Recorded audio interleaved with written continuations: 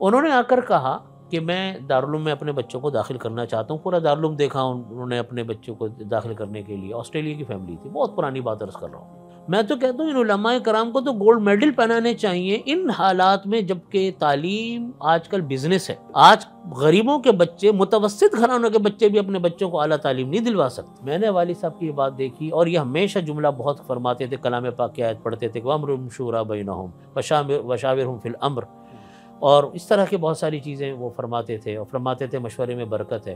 تو یہ ان کی خاص بات تھی کہ ہر کام مشورہ کر کے.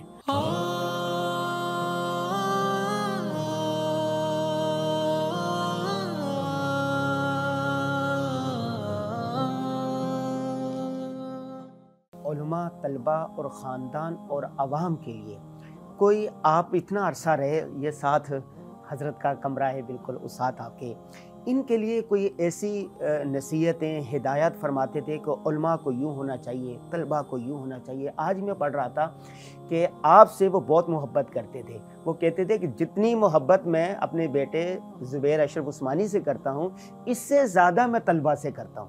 کیا واقعتاً ایسا تھا؟ حقیقت ایسا تھا. یعنی میں آپ کو کچھ باتیں عرض کروں, یعنی انہوں نے اہل مدارس کو, علماء کو اپنی محنت سے ایک نئی سوچ دی ہے. یقین مانیے آپ, آج دارالعلوم کو تمام مدارس کاپی کرتے ہیں. آپ دیکھ لیں, جو چیزیں ہمارے ہاں شروع ہوئیں وہ سب نے اس کو کاپی کیا. اس کی وجہ کیا تھی؟ اس کی وجہ یہ تھی کہ انہوں نے ہمیشہ طلباء کے اور مدرسے کے مفاد میں سوچا, اپنے ذاتی مفاد کو کبھی سامنے نہیں آنے دیے. اور ہمیشہ وہ یہ دیکھتے تھے کہ کون سا فرد مدرسے کے لیے مفید ہے, اگرچہ وہ میرے لیے مفید نہیں ہے, ہاں مگر وہ مدرسے کے لیے مفید ہے تو اس کو رکھتے تھے. بعض اوقات وہ کہتے تھے انسان اپنی پسند ناپسند کو اپنی نہیں دیکھتے تھے. بعض اوقات وہ کسی کو کوئی بات ان کے دل میں ایک ہوتی تھی کہ یہ میرے ساتھ شاید اس کے مزاج نہ ملے, لیکن وہ میرے سے کئی مرتبہ لوگوں کے بارے میں کہا کہ فلانا آدمی ہے, اس سے مزاج میں تو میرا اختلاف ہے, لیکن دارالعلوم کے لیے بہت مفید ہے وہ, میں اس کو چھوڑوں گا نہیں, دارالعلوم میں رکھوں گا. رکھتے تھے اس کو. اور یہ بات میں عرض کر رہا ہوں, میں آپ کو مثال اپنے ساتھیوں کو میں بتا رہا تھا آج بھی, جب ان کے انتقال کے بعد میں نے کہا دارالعلوم کے ہاسٹل, میرا لمس جانا ہوا لاہور لمس میں ایک سیمینار میں گیا, تو میں نے ان سے درخواست کی کہ میں آپ کا ہاسٹل اور درسگاہیں دیکھنا چاہتا ہوں. تو میں نے ان کے معیار کو دیکھا. آپ کو معلوم ہے لمس ہمارے یہاں کی سب سے نمبر 1 یونیورسٹی ہے, اور بڑا مہنگا ان کے اخراجات ہیں. تو وہاں میرے پاس لمس کے کچھ دین حضرات ملے, انہوں نے کہا جی میرے بیٹے تو آپ کے یہاں دارالعلوم میں پڑھ رہے ہیں, آپ یہاں ہمارے پاس آئے ہوئے دیکھنے کے لیے. میں نے کہا جی بڑی خوشی کی بات ہے, آپ کے صاحبزادگان یہاں پر ہیں. میں نے ان کا ہاسٹل دیکھے, اور میں نے ان کا اپنا درسگاہیں دیکھی. آپ یقین مانیے, مجھے اپنے ہاں کے ہاسٹل اور اپنے ہاں کی درسگاہیں ان سے 21 نظر آئیں, 19 نظر نہیں آئیں. اور یہ سوچ والد صاحب کی کیوں تھی؟ حالانکہ ہم, آپ کو معلوم ہے کہ ہمارے ہاں رہائش کے کوئی پیسے نہیں, ہمارے ہاں تعلیم کے پیسے نہیں, ہر چیز فری ہے. جو طلبہ کرائے کے کمرے لیتے ہیں ان سے بس نہ ہونے کے برابر برائے نام ایک چارجز لیے جاتے ہیں. ان کی سوچ کیوں ہوئی ہے؟ وہ فرمانے لگے, اس کا واقعہ تھا, فرمانے لگے کہ میرے پاس ایک مرتبہ آسٹریلیا کی ایک فیملی آئی, ایک میاں بیوی اپنے بچے کو لے کر. انہوں نے آ کر کہا کہ میں دارالعلوم میں اپنے بچوں کو داخل کرنا چاہتا ہوں. پورا دارالعلوم دیکھا انہوں نے اپنے بچوں کو داخل کرنے کے لیے. آسٹریلیا کی فیملی تھی, بہت پرانی بات عرض کر رہا ہوں. تو انہوں نے کہا کہ جی میرا دل چاہتا ہے کہ میں یہاں شفٹ ہو جاؤں, اپنے بچوں کو میں دارالعلوم میں داخل کروں, اور اپنے بچوں کو میں دینی تعلیم دوں. ہم آسٹریلیا سے آئے ہیں اور ہر طرح کی مشقت ہم برداشت کرنے کو تیار ہیں, لیکن ہمارے ہاں جو مدارس کا حال ہے, مدارس کے ہاسٹلز ہیں, اور ہمارے ہاں بھی اس زمانے میں ایسے ہی ہاسٹل تھے, اتنے زیادہ اچھے نہیں تھے, اور درسگاہیں جو تھیں, کہہ رہے ہیں یہاں میرا بچہ آئے گا مر جائے گا. وہ والد صاحب کو بات اس کی اس طرح دل پہ لگی کہ یہ کیا بات ہے کہ ہم ایک مخصوص بچوں کو تو تعلیم دیں, اعلیٰ فیملیز کے لوگوں کے بچے ہمارے ہاں نہ پڑھ سکیں, یہ کیسے ممکن. اس کے بعد یہ انہوں نے ہاسٹل, درسگاہیں, اپنا نظام اس کے بعد انہوں نے بنایا. اور وہ یہ جملہ فرماتے تھے کہ میں اتنی سہولتیں دینا چاہتا ہوں, اور اس معیار کا میں ہاسٹل بنانا چاہتا ہوں جو اعلیٰ سے اعلیٰ یونیورسٹیاں رکھتی ہیں اپنا معیار, میں ویسا رکھنا چاہتا ہوں تاکہ ہمارے مدرسوں میں علم دین حاصل کرنے کے لیے ہر طبقے کا بچہ آ سکے، ایلیٹ کلاس کے بچے آئیں، وہ بھی آ سکیں اور پھر وہ آئے اور آپ دیکھیے یہ ہمارے مدرسوں کی شان ہے. میں تو کہتا ہوں یہ ہمارے اکابرین ہیں، ان کو تو آپ گولڈ میڈل دیں. آج لوگ ہمیں برا بھلا کہتے ہیں ہمارے علماء کو، میں تو کہتا ہوں ان علماء کرام کو تو گولڈ میڈل پہنانے چاہیے ان حالات میں، جبکہ تعلیم آج کل بزنس ہے. آج غریبوں کے بچے، متوسط گھرانوں کے بچے بھی اپنے بچوں کو اعلیٰ تعلیم نہیں دلوا سکتے کیونکہ ان کے وسائل اتنا مہنگی تعلیم ہے. ان حالات میں ہمارے ہاں دارالعلوم میں رہائش فری ہے، ہمارے ہاں کتابیں فری ہیں، تعلیم کا کوئی معاوضہ نہیں لیا جاتا، کھانا اعلیٰ قسم کا بچوں کو کھلایا جاتا ہے جو رہائشی بچے ہوتے ہیں. ان کو جیب خرچ الگ سے دیا جاتا ہے اور اچھا معقول جیب خرچ ملتا ہے. آپ کو معلوم ہے، آپ دارالعلوم میں رہ چکے ہیں. ان کو وظیفہ ملتا ہے ماہانہ، اچھا بڑا وظیفہ ملتا ہے، اور میڈیکل ان کا فری ہے، بال کٹوانا ان بچوں کے لیے فری ہے. کون سا خرچہ ہے جو مدرسہ ان کا نہیں اٹھاتا؟ آج کون سی مجھے بتائیں کہ آج ادارہ ہے جو بچوں کو اتنی سہولتیں دیتا ہو. چند سال پہلے ہمارے ہاں دارالعلوم میں امریکن ایمبیسیڈر تشریف لائے اور ان کے ساتھ کونسل جنرل بھی تھے. تو میری ڈیوٹی لگی تھی، یوں پورا ان کا ڈیلیگیشن تھا، لیکن ان کی گاڑی میں میں بیٹھا تھا. میں نے ان کو وزٹ کروایا دارالعلوم کا. تو گاڑی میں بیٹھ کر ان دونوں نے آپس میں ایک جملہ ضرور بولا، ان دونوں کونسل جنرل اور ایمبیسیڈر نے، کہ دس از اے پیور اکیڈمک انسٹیٹیوشنس، کہ خالص ایک تعلیمی ادارہ ہے. پھر میں نے ان کو کہا، میں نے کہا کہ آپ کا ملک اتنا مالدار ملک ہے اور آپ سپر پاور ہیں، بر اعظم ہیں آپ، تو آپ کے ہاں اتنی سہولتیں نہیں ہیں جتنی سہولتیں ہمارے مدرسوں میں ہیں. میں نے کہا کہ بغیر کسی نسل کے، بغیر کسی رنگ کے، بغیر کسی ملک کے، بغیر کسی امیر و غریب کے فرق کے، سب کے ساتھ یکساں معیار تعلیم. کوئی یہ نہیں کہہ سکتا کہ جی ہمیں اس لیے سہولتیں نہیں ملی کہ ہم پاکستانی تھے، وہ پاکستانی نہیں ہے. ایسا نہیں ہے. غریب ملکوں کے بچے بھی ہمارے یہاں آ کے پڑھتے ہیں. آپ دیکھیں کتنے سارے ملکوں کے بچے پڑھ رہے ہیں، لیکن بغیر نسل کے، رنگ و نسل کے امتیاز کے، سب کے ساتھ یکساں ہیں. میں اس لیے کہتا ہوں کہ ہمارے یہ کابر علماء اکرام جنہوں نے یہ ادارے قائم کیے، یہ سہولتیں انہوں نے دیں، یہ وہ لوگ ہیں، ان کو تو آپ سونے میں تولیں کہ آج ہمارے ہاں دارالعلوم کراچی میں 15,000 سے زیادہ اسٹوڈنٹ پڑھ رہا ہے. لڑکے لڑکیاں شاخوں کو ملا کے 15,300 کچھ ہیں تعداد. ان میں سے بڑی تعداد مفت میں تعلیم حاصل کرتی ہے، باقی بہت تھوڑی تعداد فیس دیتی ہے جو اسکولوں کی ہے. تو ان حالات کے اندر بچوں کو تعلیم مہیا کرنا، پھر وہ لوگ جہاں جا کر کام کر رہے ہیں، انہوں نے جو اپنے اب میں دیکھتا ہوں میرا جہاں جانے کا موقع ملتا ہے، میرا بھی کوئی 21-22 ممالک میں جانا ہوگا، جہاں جانا ہوتا ہے دارالعلوم کے فاضل ملتے ہیں، اور وہاں پر دارالعلوم کو کاپی کیے ہوئے اعتدال والا درس دے رہے ہیں. اعتدال کا درس. نمبر 2، کام میں لگے ہوئے، لڑتے جھگڑنے والا ماحول نہیں ہے. ہاں، میں والد صاحب کی کچھ باتیں خصوصیات کے طور پر عرض کرتا ہوں. ایک، ان میں مالی معاملات کی غیر معمولی احتیاط تھی. میں یہ بات اس لیے عرض کر رہا ہوں، تمام ہمارے سننے والے دارالعلوم سے وابستہ، ان کے شاگرد، ان سے متعلق لوگ اس کا اہتمام کریں کہ میراث کے معاملے میں ہر ایک کو تاکید کرتے تھے کہ جی میراث کا اہتمام کرو. جب کوئی آ کر والد صاحب کے پاس آ کے اپنی بہت پریشانی کا اظہار کرتا کہ جی میرے ساتھ یہ ہو گیا، وہ سب سے پہلے کہتے تھے اپنے حالات کا جائزہ لو. تم کسی گناہ کبیرہ میں مبتلا تو نہیں ہو، کسی کا حق تمہارے اوپر تو نہیں ہے، یا تم سے کسی کے اوپر ظلم تو نہیں ہوا، اس کو جائزہ لو، پھر تم میرے سے بات پوچھو کہ میں اس کا کیا حل بتاؤں. اپنا پہلے جائزہ لو. یہ ان کی خاص بات تھی. دوسرے نمبر پر انتظام، نظم و ضبط، اس کی تاکید سارا ان کے رفقا جانتے ہیں کتنے اہتمام کرتے تھے نظم و ضبط کا. دارالعلوم کے معاملات میں، ایک چیز میں، ہر چیز کے اندر ڈسپلن، پابندی، نظم و ضبط، اس کا بہت اہتمام کرتے تھے. اور یہ ہمیشہ فرماتے تھے کہ گروپ بندی چاہے مذہبی سطح پر ہو یا ادارے کے اندر ہو، یہ اداروں کو بالکل ختم کر کے رکھ دیتی ہے. گروپ بندی، یعنی یہ فلانے جماعت کا گروپ ہے، یہ فلانے علاقے کے لوگوں کا گروپ ہے، یہ فلانے لوگوں کا گروپ ہے. فرماتے تھے زہر قاتل مدرسوں کے لیے، اداروں کے لیے. تیسرے نمبر کے اوپر حد درجہ شفقت اور محبت طلبہ کے ساتھ. اچھا، طلبہ کو یہ نہیں ہے، میرے پاس حضرت مولانا جو ہے عبدالرؤف غزنوی صاحب دامت برکاتہم تشریف لائے، نیو ٹاؤن کے بزرگ استادوں میں سے ہیں، تو بڑے اساتذہ میں سے ہیں.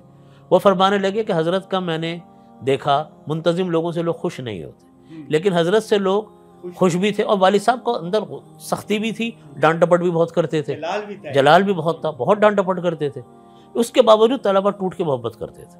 یہ بات مجھے محمد عبدالرؤف غزنوی صاحب نے فرماتے تھے اس کی کوئی وجہ نہیں سوائے اس کی حضرت کی کرامت تھی۔ تو یہ واقعی والد صاحب کی کرامت تھی، نظم و ضبط میں طلبہ کے اندر اہتمام کرتے تھے، جا کر ان کو چیک کرتے تھے، کسی کو کچھ مسئلہ اگر کسی سے کوئی غلطی ہوتی تھی اس کو خوب ڈانٹتے تھے اور خوب اس کی اصلاح بھی کرتے تھے۔ نظم و ضبط کے علاوہ پھر صفائی ستھرائی سلیقے کا کس طرح اہتمام تھا؟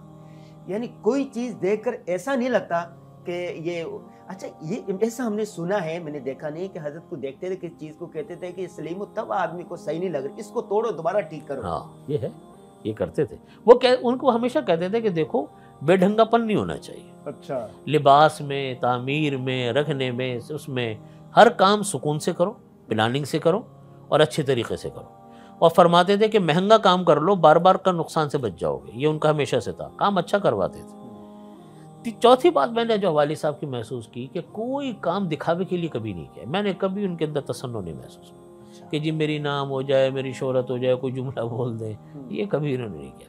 جو کام ہوتا تھا حق جس کو سمجھتے تھے وہ کرتے تھے، جس کو حق نہیں سمجھتے تھے نہیں کرتے تھے۔ کو بہت سارے موقعوں پر ایسی جگہوں سے پیچھے ہٹے کہ اگر وہ وہاں جاتے تو بڑا نام ہوتا، لیکن وہ اگر سمجھتے تھے کہ اس موقع پر جانے میں بہتری نہیں ہے تو وہ اس سے پیچھے ہٹ جاتے۔ یہ کبھی دکھاوا نہیں کیا انہوں نے۔ پانچویں چیز والد صاحب کی کہ کبھی مشورے کے بغیر کام نہیں کرتے۔ اچھا، یہ ان کی عجیب عادت تھی۔ مشورہ اپنے شیخ سے کرتے؟ مشورہ اب ان کے تو اب پہلے تو جب تک حضرت ڈاکٹر صاحب رحمۃ اللہ علیہ حیات تھے اس وقت تک، جب تک حضرت ڈاکٹر عبداللہ صاحب عارفی رحمۃ اللہ حیات تھے تو چون شیخ تھے، پھر بعد میں حضرت ڈاکٹر عبداللہ صاحب عارفی رحمۃ اللہ علیہ کے بعد والد صاحب بیعت ہو گئے تھے مولانا مسیح اللہ خان صاحب رحمۃ اللہ علیہ سے، جلال آباد انڈیا۔ اس کے بعد پھر باقاعدہ بیعت کا تعلق تو نہیں تھا، لیکن حضرت نواب قیصر صاحب رحمۃ اللہ علیہ سے تعلق رکھتے تھے اور ہمیں لے کر گئے حضرت نواب قیصر صاحب رحمۃ اللہ علیہ کے پاس، مجھے، میری والدہ کو اور میری اہلیہ کو۔ ہم اسلام آباد میں تھے تو حضرت 6 مہینے کراچی رہتے تھے، 6 مہینے اسلام آباد۔ تو والد صاحب میرے سے بار بار کہتے تھے تم حضرت سے بیعت ہو جاؤ۔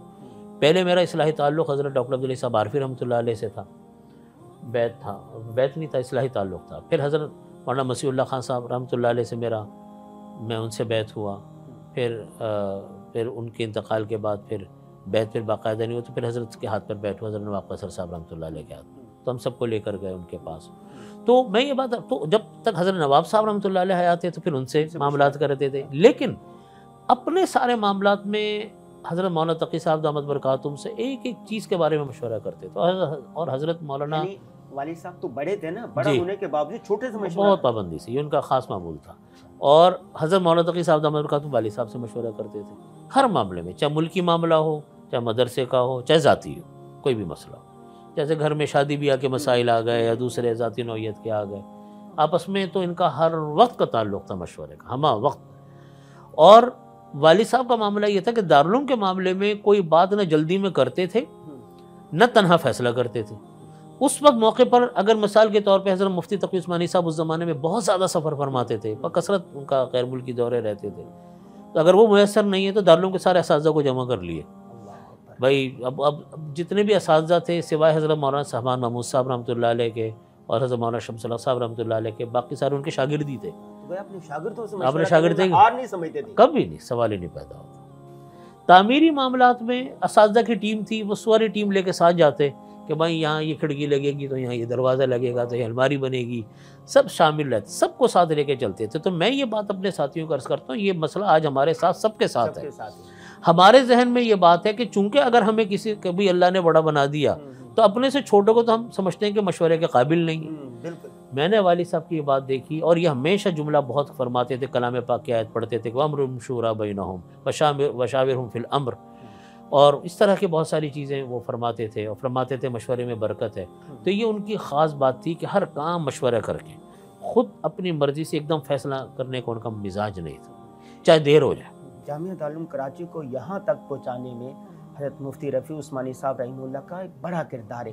کیا کوئی منصوبہ یا ایسے کام رہ گئے ہیں جن کی تکمیل نہ ہوئی ہو اور حضرت کی یہ خواہش ہو، تمنا ہو کہ کاش میں اس کو پورا کر سکتا؟ کوئی ایسے منصوبے ہیں؟ اصل میں الحمدللہ دارالعلوم کا بہت بڑا تعمیری کام تو مکمل اپنی زندگی میں کر گئے تھے، بہت بڑے تعمیری کام. یعنی اگر آپ دیکھیں تو دارالعلوم کا جو ماسٹر پلان ہے تقریباً وہ سارا مکمل ہے. ایک دو چیزیں باقی رہ گئی. ایک تو دارالعلوم نانک واڑہ جو جہاں سے ہمارے دارالعلوم کا آغاز ہوا تھا وہ ابھی اس کے 2 حصے مکمل ہو گئے تھے. تیسرا حصہ مسجد کا وہ ابھی آج کل اس کی تعمیر شروع ہوئی ہے. مسجد جامعہ دارالعلوم کراچی نانک واڑہ کی مسجد کی تعمیر. اور یہ میرے خیال میں شاید ہمارے ہاں کی جب مفتی صاحب رحمۃ اللہ علیہ نے دادا رحمۃ اللہ علیہ نے جب دارالعلوم کا آغاز کیا تو اس وقت وہ مسجد تھی. اب وہ نئی تعمیر ہو رہی. دوسرا مدرسۃ البنات یہ ہمارا یہ ہنگامی طور پر چونکہ شروع ہوا اس کے بعد اس کی باقاعدہ کوئی بلڈنگ نہیں بنی. نقشہ تیار ہے. ہاں نقشہ اس کا تیار ہے. تو وہ اسکولوں کو جوڑ کے پرانے ہاسٹل کے کمروں کو جوڑ کے کچھ اس میں سے ایکسپائر ہوئے ہوئے تو کام چل رہا ہے. تو دوسرا منصوبہ ان کا یہ تھا کہ جی یہ پورا کرنا. تیسرا بیت المکرم ہماری مسجد ہے اس کا ان کے ذہن میں تھا. وہ کوئی نقشہ تو نہیں تھا اس کا لیکن یہ تھا کہ اس کو کسی وقت میں پورا کمپلیکس انشاءاللہ بنانا پڑے گا. تو کام تو سارے کے سارے چلتے رہتے. جب ہمارے ہاں ساری عمارتیں بن رہی تھیں تو دارالعلوم کے مطبخ کا بھی مسئلہ آیا. اچھا اس میں وہ بھی ایک بہت بڑا مسئلہ یہ آتا تھا کہ بہت ساری چیزیں ہمیں اپنے رواج سے ہٹ کر کرنی پڑتی تھی. مثلا میز کرسیوں پہ کھانا ہے. جی جی تو وہ مدرسے میں میز کرسی پہ کھانے کا ہمارے رواج نہیں ہے. وہ بہت شش و پنج میں رہے, مشورے کرتے رہے اساتذہ سے بھی ہم کیا کریں کس طرح کریں. شرعی طور پہ بھی دیکھا. وہ فرماتے تھے کہ زمین کے اوپر لگا کر کھانے کا مرحلہ یہ آسان نہیں ہے, اس لیے کہ اتنی بڑی تعداد میں پہلے بھی ہم نے تجربے کیے. تو وہ کہتے تھے کہ جی دریوں کو دھلوانا, دسترخوانوں کی صفائی, پھر بہت سارے طلبہ آج کل جوڑوں کی تکلیف عام ہے وہ بیٹھ نہیں سکتے, پھر کھانا کھاتے ہوئے سروس کرنا, جھکنا اٹھنا بڑا مشکل ہے. تو بڑے اس کے بعد پھر یہ ترتیب بنی جو اس وقت ہمارے سامنے ہے.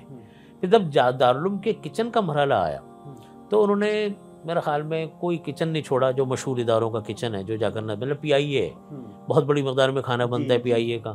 وہ ان کو جا کر دیکھا, ہاں پورا جا کر وزٹ کیا, ان کی ساری مشینیں دیکھی, ان کے سارے وہاں جا کے کھانا بھی انہوں نے تناول کیا. ان لوگوں نے انتظام کیا تھا کہ آپ ہمارا معیار چیک کریں. اسی طرح 5 اسٹار ہوٹل مصروفیات ہونے کے بعد بنفس نفیس خود تشریف لے جاتے تھے. خود جاتے خود تھے وہ. اچھا ہاں یہ اس معاملے میں وہ کبھی وہ نہیں کرتے تھے چاہے کہیں ان کو جانا پڑے. تو وہ پی آئی اے گئے, پھر کئی 5 اسٹار ہوٹلوں کے کچن میں گئے جہاں جو بڑے مشہور نامور ہمارے یہاں کے 5 اسٹار ہوٹل ہیں جو بہت چلنے والے ہیں کہ جی آپ کے یہاں بہت زیادہ کھانا بنتا ہے. ان کے کچن میں گئے, اس کو دیکھا. پھر اس کے بعد جا کر ان کو کسی نے ملائیشین کسی فرم کا بتایا کہ جو ملائیشیا کی کوئی فرم ہے وہ آ کر اس کو ڈیزائن کر, پھر ان کو بلایا, وہ وہاں سے سفر کر کے آئے. انہوں نے آ کر پھر ہمارا پورا ڈیزائن بتایا. جس وقت وہ مطبخ بن رہا تھا اس وقت انہوں نے $85,000 اس کی فیس مانگی صرف ڈیزائن کرنے کی. تو والد صاحب نے کہا یہ تو بہت زیادہ ہے, میرے لحاظ سے بہت زیادہ ہے. تو پھر کوئی جواب نہیں دیا انہوں نے. پھر ان کا فون آیا کہ آپ نے ہمیں کوئی جواب نہیں دیا. والد صاحب نے کہا آپ نے فیس اصل میں ایسی بتائی کہ وہ لاجواب تھی تو اس لیے ہم نے جواب کوئی نہیں دیا. کہنے لگے کہ آپ سے ہم نے فیس بتائی تھی, مانگی تو نہیں تھی آپ سے. اللہ اکبر. تو انہوں نے کہا ہم آپ کے لیے فری میں کام کریں گے. پھر انہوں نے سارے ڈیزائن اس میں ہمارا انہوں نے کیا. پھر ہمارے یہ جو جتنے بھی کھانا پکانے والی ٹیم ہے وہ ہم سے کہتے ہیں کہ ہمیں انہوں نے ایک ایک چیز پر اتنی ڈانٹیں پلائی ہیں. مثلا کھانے کے لیے تمام کک لوگ جتنے بھی کک تھے ہمارے ان سب کو بڑے بڑے ہوٹلوں میں بھیجا جو ٹریننگ حاصل کر کے آؤ. طلبہ کا کھانا معیاری ہونا چاہیے, طلبہ کو کھانا ہلکا نہیں ملنا چاہیے. وہ جو تربیت دلوائی ان کو وہ دارالعلوم کے خرچ پر دلوائی. جی ایسا نہیں کہا کہ خود سیکھا ہوا. نہ دارالعلوم نے پورا خرچہ دیا, پورا خرچہ کک کا دارالعلوم نے دیا. بڑی بڑی فیسیں ان کی ادا کی دارالعلوم نے. پھر جب روٹی کا مرحلہ آیا انہوں نے کہا بھئی سفید آٹے کی روٹی تو طلبہ پیٹ کی بیماری میں مبتلا ہو جائیں گے. پھر ایک ہمارے بڑے قریبی بڑے محسن ہمارے ہیں دارالعلوم کے, بڑا تعاون کرتے ہیں, وہ ان سے الہی فلور مل والے, ان سے جا کر کہا کہ جی ہمارے لیے آپ آٹا اس طرح کا بنائیں. انہوں نے کئی طرح کی چیزوں کا بورڈ جوڑ کر آٹا بنایا. پھر روٹیوں کا سائز رکھا, اس کا رکھا کہ جی ایسا ہو جو پیٹ کے لیے بڑا مفید ہو. پھر وہ روٹیاں بناتے ہیں. وہ روٹی آج آپ کو بازار میں بھی نہیں ملتی جو اس وقت ہمارے یہاں ملے گی. تو طلبہ کے لیے وہ اتنے زیادہ فکر مند رہتے ہیں, یعنی طلبہ کے لیے اس قدر محبت کرتے تھے اتنی تو میرا خیال ہے آدمی گھر کے لیے بھی نہیں کرتا. اب ہمارے گھر میں کون سی روٹی بنتی برسوں کو تو ہمیں پتہ بھی نہیں ہوتا کہ ہم کیا کر رہے ہیں. لیکن ان کی روٹی وہ بگوا کے چیک بھی کرتے تھے, کبھی جا کے وہاں پہ وہیں کھاتے بھی تھے. وہ کہتے تھے کہ روٹی بالکل وائٹ آٹے کی روٹی ہو وہ صحت کے لیے نقصان دہ ہے. تو کس طرح کا آٹا ہوگا, اس میں کیا کیا چیزیں ملی ہوئی ہوں گی, وہ پورا اس کا سائز پہ کبھی انہوں نے دیکھا کہ جو روٹیاں بچ زیادہ رہی ہیں، بھائی بچ کیوں رہی ہیں؟ پتہ چلا جی اتنی بوریاں بچ گئیں روٹی کی، بھائی کیوں بچ رہی ہیں یہ؟ طلبہ سے کہا کہ بھائی روٹی کی سائز چھوٹا کریں آپ، پھر سائز چھوٹا کرواتے تھے۔ اس طرح کے معاملات چھوٹے چھوٹے، کہنے کو چھوٹے ہوتے ہیں، حقیقت میں بہت بڑے ہیں، حقیقت میں بہت بڑے ہیں۔ یہ ان طلبہ کی تربیت ہے کہ اگر اللہ تعالیٰ نے بہت کشادگی کے ساتھ رزق کا انتظام کیا ہے تو ہمارے مزاج ایسے ہوں کہ ہم اس کو اللہ کے رزق کو ضائع نہ کریں۔ تو یہ ساری باتیں پھر تربیت کے حوالے سے، پھر اصلاح کے حوالے سے، دارالعلوم کے اندر مستقل بیانات کا سلسلہ، طلبہ کی تربیت کے حوالے سے وہ کرتے تھے۔ سب آج نا پوری بڑے بڑے جہاں پر فیسیں ہیں وہاں پر تعلیم تو ہو رہی ہے لیکن تربیت نہیں۔ ایک چیز والد صاحب کی ایسی، دارالعلوم میں جتنا ہمارا اسٹاف ہے، اساتذہ کی شکل میں ہو یا ملازمین کی شکل میں، والد صاحب ان کو کبھی بھی نکالتے نہیں تھے۔ اچھا، نکالا نہیں۔ آپ دیکھیں اب دارالعلوم میں جتنے لوگ آپ کام کر رہے ہیں، کوئی 40 سال پرانا، کوئی 45 سال پرانا ہے، ایک صورت میں کبھی والد صاحب کسی کو رکھتے نہیں تو اس کو فوراً نکال دیا کرتے تھے، چاہے وہ طالب علم ہو، چاہے وہ استاد ہو، چاہے وہ ملازم ہو۔ اگر کسی کی بدعنوانی ثابت ہو جائے، خیانت ثابت ہو جائے، اس کو ایک دن بھی نہیں رکھتے تھے۔ کہتے تھے کہ یہ ناقابل برداشت ہے، آپ اور دوسری چیزیں قابل اصلاح ہیں، یہ پتہ نہیں آگے جا کر کیا مسئلہ کو، وہ نہیں رکھتے، وہ نہیں چھوڑتے۔ جو بدعنوانی ہوتی تھی بسا اوقات نا الزامات لگ جاتے ہیں، الزامات کی یا اس پر یا باقاعدہ تحقیق کر کے اگر ثابت ہو جائے، تحقیق کر کے، پورا تحقیق پوری کر کے، کسی طرح جلد بازی میں نے جیسا عرض کیا کہ فیصلہ نہیں کرتے تھے، بہت اہتمام کرتے تھے کہ کسی کے ساتھ زیادتی نہ ہو، لیکن جب وہ ثابت ہو جاتا تھا اور یہ یقین ہو جاتا تھا کہ کوئی بدعنوانی ہے تو وہ کرتے تھے۔ آپ نے طلبہ کے بارے میں بتایا، اساتذہ کی تربیت، ان کی ٹریننگ کا بھی اہتمام ہوتا تھا؟ اساتذہ کی ہمارے ہاں ٹریننگ ایک زمانے میں تو ہوتی رہی، اور جب مجھے یاد ہے کہ جب ہم نئے نئے استاذ بنے دارالعلوم میں تو اس زمانے میں حضرت مولانا سامان محمود صاحب رحمۃ اللہ علیہ، حضرت مولانا شمس اللہ صاحب رحمۃ اللہ علیہ، میرے والد صاحب رحمۃ اللہ علیہ، حضرت مفتی تقی عثمانی صاحب دامت برکاتہم، ان حضرات نے اساتذہ کی تربیت کا ایک انتظام کیا تھا۔ لیکن ہمارے ہاں تربیت اساتذہ کا ابھی اتنا باقاعدہ انتظام نہیں ہے۔ اسکولوں کی سطح پر تو ہے، جو ہمارے یہاں ہیرا فاؤنڈیشن ہے، مدرسہ ابتدائیہ ہے، اور دوسرے اسکول ہیں، بنات کی جو اسکول ہیں ان میں تو ہے، لیکن درس نظامی میں نہیں ہے۔ لیکن والد صاحب کا ایک بہت ذہن میں خاکہ تھا کہ اساتذہ کی تربیت کا ایک پورا ایک نظام ہونا چاہیے۔